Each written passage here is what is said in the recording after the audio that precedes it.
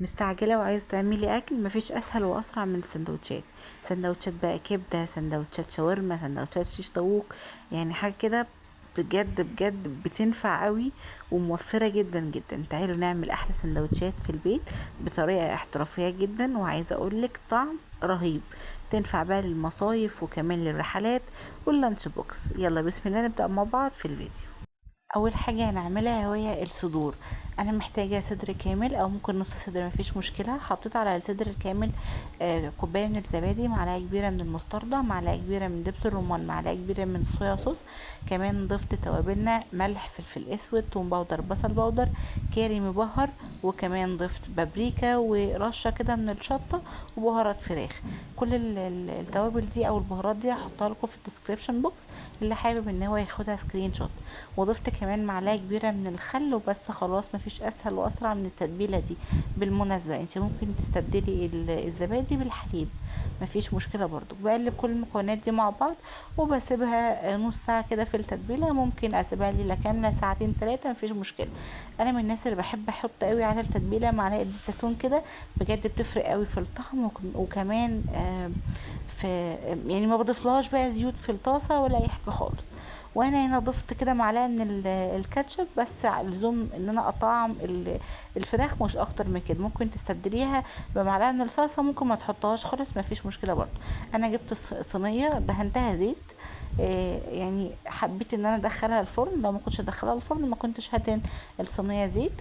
دهنت الصينيه زيت ونزلت بالفراخ ودخلت الفراخ الفرن زي ما انتم شايفين كده. اخدت لون. ممكن تسويها على البوتاجاز من فوق، وفي الحاله دي هتحطيها في طاسه ومش هتستخدمي مش هتحطي زيت في الطاسه، لان اوريدي احنا حاطين زيت زيتون على التتبيله. ببدأ ان انا اجيب العيش الطويل واحط فيه كاتشب ومستردة كده واحشي السندوتشات وبس. خلاص اسهل واسرع سندوتش جاهز معانا. تعالوا بقى نعمل مع بعض سندوتش الكبده الاسكندراني. طريقتي بقى البسيطة في الكبدة: بجيب كبدة بقطعها شرايح أو عصافيري بمعنى أصح. بنزل عليها بمعلقة من هريسة الشطة لو متوفرة عندي. لو مش متوفرة تعالى أقولك بضيف ايه. بجيب الهون أو اللي هو الكبة أو المفرمة بتاعتك، أي حاجة عندك. المهم بدق فيها كده. بجيب الهون وأحط فيه 4 أو 5 فصوص من الثوم، وأنزل عليهم برشة من الملح وأدقهم كويس قوي. وبعد كده بنزل بقرن فلفل سبايسي متقطع زي ما انتم شايفين بالشكل ده.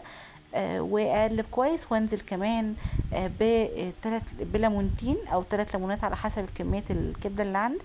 وبنزل بيهم كده في ايد الهون وببدا ان انا آم، ادق كويس قوي. ممكن برضو الخطوه دي تحطيها في الكب، مفيش مشكله. الكميه كانت بسيطه فحبيت ان انا اضيفها في ايد في الهون وادقها بالشكل ده على ايدي. ضفت بقى ملح وكمون ورشه فلفل اسود وطبعا كزبره ناشفه علشان احنا ضايفين توم، ومعلقه كبيره بس من الخل وبس. خلاص هنزل بالتتبيله دي على الكبده، وكده تتبيله الكبده الاسكندراني جاهزه معانا. تتبيله حلوه قوي قوي وبجد بتفرق قوي في الطعم. هنزل بشرايح الليمون كده او بالليمون اللي انا دقيته كده مع الثوم. يعني عايزه اقول لك حاجه كده روعه.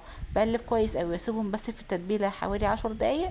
ويلا بسم الله على البوتاجاز نحضر معانا الطاسه انا بدهنها زيت. ممكن تحطي في الطاسه سمنه، مفيش مشكله. بسخن الطاسه وهضيف الزيت وابدا ان انا انزل بالكبده بالشكل ده علشان اقلبها او اشوحها.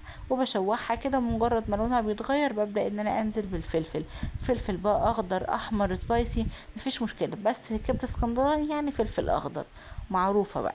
وطبعا يفضل يكون سبايسي كده بجد حلو قوي.